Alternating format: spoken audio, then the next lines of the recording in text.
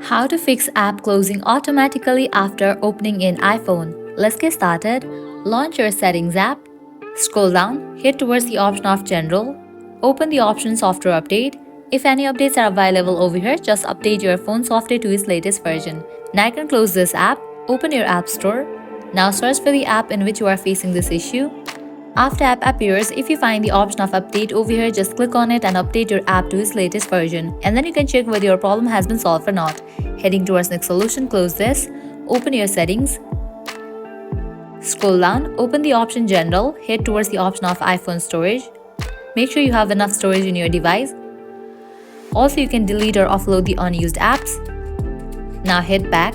Scroll down, open the option Transfer or Reset iPhone. Click on Reset. Click on Reset All Settings. Now enter your passcode over here and continue with the process. Likewise, heading towards very last solution, what you can do is delete the app in which you are facing this issue and reinstall it. Long press on the app, click on Remove App, click on Delete App. Once you delete the app, open your App Store, search for the app and install it. So that's all for this video. Applying all these solutions, your problem will be fixed. So this is how you can fix app closing automatically after opening in iPhone. At the end, if you guys find this video helpful, don't forget to like, share and subscribe. Thank you.